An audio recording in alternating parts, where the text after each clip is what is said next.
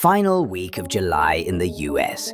Stocks were dancing, but something in the background smelled burnt. Shares were skyrocketing even as big corporations waved red flags. Tariffs are coming straight at us. Meanwhile, consumer inflation is heating up, but producer prices staying flat, like stores are charging more because they feel like it. The Fed's getting yanked by political strings, leaving the market both hoping for rate cuts and worrying the Fed's just a puppet now. Investor mood? Jolly as ever, but underneath the confetti, protectionism still lingers, and the national deficit growing like your Amazon cart. At midnight, and while America argues over who gets to chair the Fed next, the rest of the world is backing off, building tariff walls and raising economic shields. Globalization?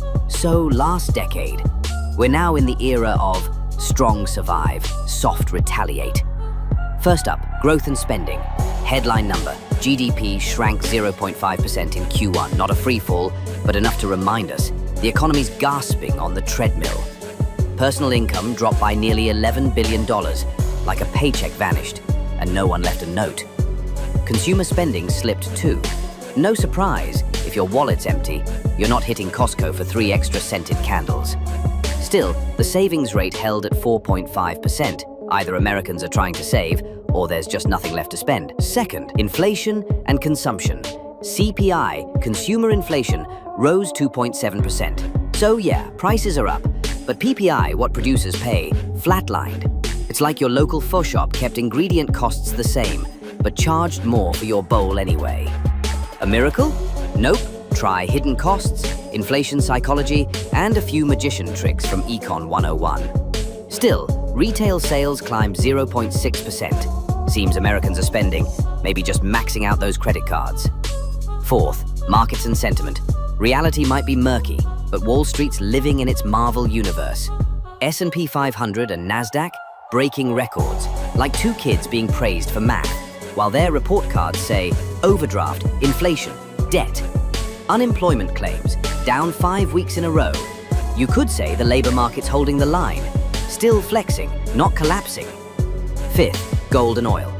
Oil prices stuck between $66 and $67, like someone debating Uber, or just walking home. No fireworks. Closing paragraph, deep poetic tone with rising irony. The US economy right now, a cubist painting. One side's glowing, the other's warped. Up close, confusing. From afar, still confusing. Inflation's up, consumer activity's slowing, but the markets are partying. Is this the calm before the storm, or the orchestra playing its final tune on the Titanic before the music stops? You think the US-China trade war has cooled off? Well, sure. The tariff temperature dropped from 103% to just 39%. But don't pop the champagne just yet, because overall, US import tariffs are now at their highest since World War II. Yes, 1940, if anyone still remembers that year. US trade policy today feels less like diplomacy and more like a full-blown tariff rainstorm. With the EU, a 30% threat. Cars, 25%. Australia, send over meds gets slapped with 200%. Copper, that's 50% on the house. Not to mention the constant parade of tariff deadlines, like a bad thriller movie. Every time markets calm down, the plot takes another twist. And don't mistake this for temporary political theater. All signs point to a long-term pivot toward protectionism. This marks a highly unusual break from the post-World II global order built on free trade and multilateral cooperation. Meanwhile, on the front lines of trade, big names like GM, Coca-Cola, and Genuine Parts Co. are crying uncle. Billions lost to tariffs, growth forecasts cut. To put it bluntly, they're getting crushed. But let's cut back to Wall Street. S&P 500, NASDAQ, Dow Jones, they're throwing a record-breaking rooftop party. And the mood? Pure extreme greed. The gap between corporate pain and market euphoria shows one thing. Investors might be wearing rose-colored glasses, Or they're banking on the Fed showing up with a nice little umbrella rate cut. Or maybe they just think it's all a trade poker game and the final handshake is right around the corner. But this blind optimism, that's the real abnormality. Because when markets start thinking every policy punch is just performance art, the real hit is what knocks them out cold. As July draws to a close, the US isn't just exporting tech and culture, it's exporting trade tension across the globe. First up, Japan. The US lowered import tariffs from a threatening 25% down to 15%. Wall Street cheered as if it had just been gifted all-you-can-eat sushi. But when it comes to the European Union, it's a different story. The US is threatening 30% tariffs, urging the EU to voluntarily accept at least 15 to 20%, while keeping a 25%. The US is threatening 30% tariffs, urging the EU to voluntarily accept at least 15 to 20%, while keeping a 25% tariff on cars, like a sweetly worded threat on four wheels. The EU responded by prepping a retaliation package worth over $80 billion, targeting cars, planes, and agricultural products, meaning everything from tanks to tractors could get tariffed out of spite. Then came Australia's turn, and Washington didn't hold back 200% tariffs on imported medicine, 50% on copper. At this point, it's no longer a policy. It's a commercial hit job. With the Philippines and Indonesia, the US signed light tariff deals of just 1 to 2%. Not headline-worthy, but enough to keep the dinner table peaceful. Meanwhile, American companies are feeling the squeeze. General Motors expects a $4 to $5 billion hit from 2025 tariffs, even though profits this quarter are fine. Their stock rose 5.2%. The classic smiling on the outside, bleeding on the inside. Genuine Parts Company had to slash its financial outlook. Weak demand plus new tariffs, that's a textbook knee to the gut. Coca-Cola took only a minor hit, but global Q2 sales volume still dropped by 1%. A small choke, but one that shouldn't go unnoticed. All in all, America's tariff strategy feels like a game of Go, surrounding its rivals from all angles, but slowly losing its own stones in the process. And the real question is, who gets checkmated first? America, its trade partners, or the financial markets themselves? The problem is, no one knows what Japan actually agreed to. No one knows where the money's coming from, and no one can explain what keeping 90% of the profits means in real-world FDI. Japan's Prime Minister smiled politely, nodded, and said, "I'll have to read the fine print first." In diplomatic language, that roughly translates to, "We haven't signed anything." Economically speaking, this announcement is as off-script as a helium balloon floating over a go board. Foreign direct investment, FDI, doesn't work like you keep 90% of the profits. Profits are shared by ownership, not slogans. So if the $550 billion is just smoke, the real question is, what exactly is being hidden behind that smoke? Have you ever gone grocery shopping and noticed prices going up, but no one can really explain why? Well, that's exactly what's happening in America. CPI, consumer prices, are up 2.7%. Meanwhile, PPI, producer prices, barely moved, just 2.3%. So, what's going on here? First, input costs haven't changed, but prices on the shelf keep climbing, which means somewhere along the supply chain, there's a broken link. The price of chickens didn't rise, but eggs at the supermarket doubled. Second, tariffs, shipping fees, and logistics costs. Instead of negotiating, retailers just say, "Let's put all of that on your receipt." Third, consumers are still spending like nothing happened, so businesses think, why not raise prices? The result? Consumers are eating the inflation, while businesses aren't just staying afloat, they're cashing in big. And the Fed, America's money-printing captain, is like someone using an old map to navigate a brand new road. Normally, PPI leads CPI, but now CPI is sprinting ahead, and the Fed's driving with a foggy rear-view mirror. This is an economy where prices no longer follow the usual rules. They follow the rule of whoever's smarter passes the burden down the line. At first glance, it's the kind of news that makes you want to cue the celebration music. But hold that saxophone. Because independent institutions are saying, slow down, something feels off. Global growth this year, just 2.3% to 2.5%, the lowest since, well, some not-so-happy times. As for the US, Morgan Stanley projects 1% to 1.5% growth, with inflation possibly reaching 3.5% next quarter. And the risk of a recession? Over 30%. Not a distant worry anymore, but rather a knock knock, I'm here. So who's right? The White House or Morgan Stanley? Perhaps both are telling the truth, just their own version of it. The White House smiles, because, well, that's their job. Meanwhile, the financial analysts are staring at charts and ringing the alarm like a church bell at midnight. The real issue? If the public only hears one side and ignores the other, they might think it's sunny outside, when a hailstorm is quietly rolling in from behind. Optimism is a great mental vitamin. Housing markets frozen, mortgage rates sky high, people scared to buy homes? Yep, but take a look at D.R. Horton and Pulte Group, two U.S. housing giants.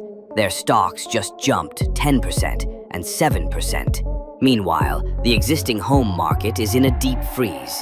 Anyone who locked in a 3% mortgage is holding on to their house like it's a trophy spouse. No way they're letting go. This isn't a housing sector comeback. It's natural selection at its finest. In a shaky economy, it's the companies that know how to bend with the waves that stay afloat, or even sail. The U.S. 30-year Treasury yield just crossed the 5% mark for the first time since 2007. And no, this isn't a high jump for sport. It's a jump out of fear. Investors are staring at America like, how much more are you planning to spend? With national debt soaring and the budget full of holes, like an old fishing net. When investors lose faith in the government's ability to pay back, they don't stay naive. Pay me a higher yield, or keep your bonds to yourself. The result? The US government now has to borrow to pay interest on old debt.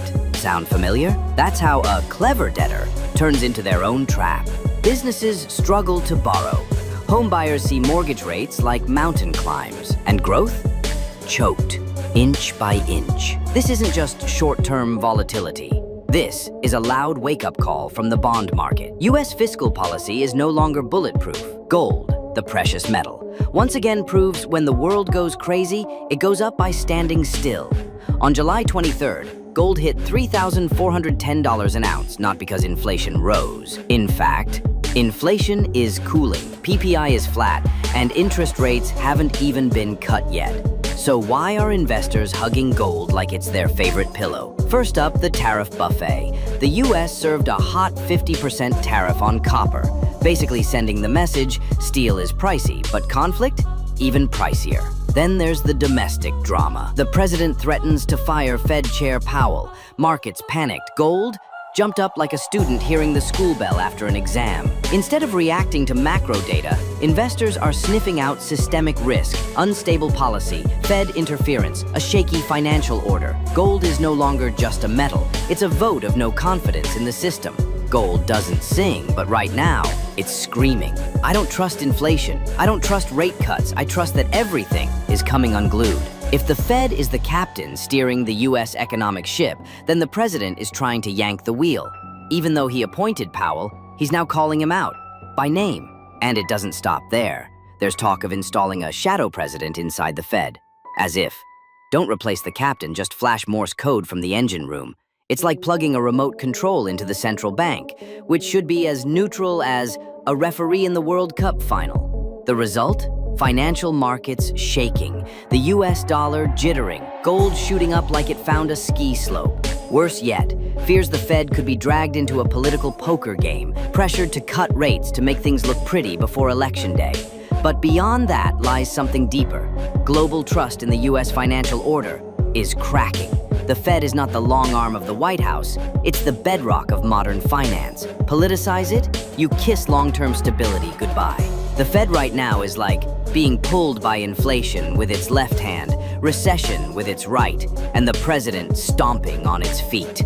On one side, inflation's rising, CPI climbing, tariffs, gasoline on the fire. But flip the coin. Economies are cooling, stimulus is needed. The magic pill? Rate cuts. Rates are at 4.25% to 4.5% after 3 cuts last year. The Fed says, maybe 2 more cuts? The market says go big or go home. Inside the Fed, the debate is hotter than prime-time cable. Is this inflation temporary? If yes, cut away. If not, buckle up. From the White House, cut the rates, Powell, with a tweet like seasoning before the dish hits the stove. The Fed's stuck. Stabilize prices, boost growth, dodge politics, and please Wall Street. It's a tightrope walk, strung between the White House and Wall Street. And it'd only take a breeze, a tweet, a CPI shock, or one stray comment to bring the whole thing crashing down. The global economic outlook for 2025 to 2026? Think ash gray. No room for rainbows. Global growth is now forecast at just 2.3 to 2.4%. Unless you count the 2008 crisis, this is the laziest pace in nearly 20 years. Global trade? Barely crawling at 1%, as if the world is wholesaling just enough to stay awake. The reason? Well, this time, the big institutions aren't being coy. They point straight at it. US tariffs and protectionism. And this isn't just a hiccup, it's a structural crack, meaning this wound might leave long-term economic scars. If trade wars escalate further, 2026 could be the year the global economy takes an unpaid sabbatical. And the most unusual thing? The entire forecasting system is singing in harmony for once and blaming one soloist, the United States of tariffs. Shift to China, once the global growth engine. But now, President Xi himself is pulling the handbrake. A surprising warning: don't overinvest in AI and EVs, even though they're the darlings of Made in China. Why? It's simple. Production is booming, but consumers aren't buying, creating a price war and deflation risks.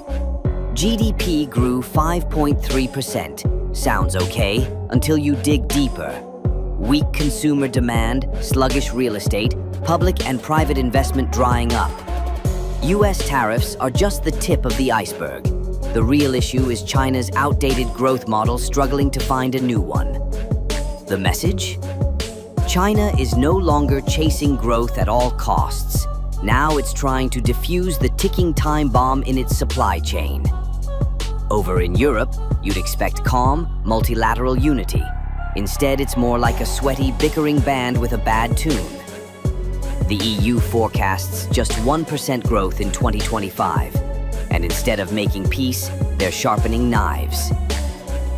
$80 billion in retaliatory tariffs are being prepped, aimed squarely at the US, even while the economy gasps for air. Cars? Still hit with 25% US tariffs, and soon, maybe 30%. With friends like these, who needs rivals? And internally, Germany looks at the €2 trillion EU defense and competitiveness plan and says, nope, too broke for that. Instead of unity, Europe's playing solo, and the symphony sounds more like a rehearsal gone wrong. Result? Global trade relationships are shifting from cooperation to confrontation. Supply chain links are starting to crack. In this post-globalization era, every country seems to have learned one thing. When trust disappears, everyone hides a knife in their suit jacket. Wrapping up this week's look at the US economy feels like flipping through a crime novel. Everything seems fine until you notice the clues. Markets are at record highs. But while the crowd shouts buy, corporations whisper, tariffs are killing us. CPI is rising, prices climbing, but PPI? Flat, like producers waiting for consumers to raise prices for them. And at the heart of this picture is the Fed, a central bank being dragged into a political chess match where players want to swap the referee too. All this suggests America is spinning in a whirlwind of contradictions.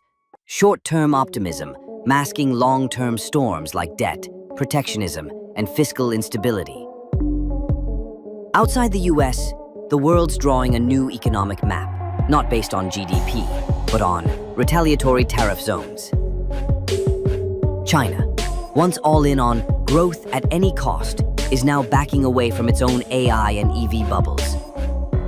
The EU, weak growth, high debt, still throws down $80 billion in tariff threats at the US, even while it can't agree on a shared budget at home. Result: the world isn't singing globalization anymore. It's remixing the anthem of economic sovereignty. So what are the top risks? A trade war flare-up, not just torching goods, but burning global growth hopes. A politically compromised Fed, meaning the economic steering wheel gets yanked every election season. America's swelling debt, driving up interest rates, choking private investment, and stalling growth. And last, the specter of stagflation, a monstrous hybrid of rising prices and frozen progress. August 1st, new US tariffs may drop on a flood of imports. The next Fed meeting, where even a raised eyebrow could shake Wall Street. Budget and debt ceiling battles in Congress. The fiscal soap opera that might put the whole system on edge. And finally, how big players like China and the EU respond. Their next moves will shape the game board. Bottom line, we're not entering a new normal. We're walking into permanent abnormal. A world where old rules like cooperation and globalization are replaced by tariff wars, domestic chaos, and a global poker match where no one shows their hand. And in this environment, one thing is certain: uncertainty is the only certainty.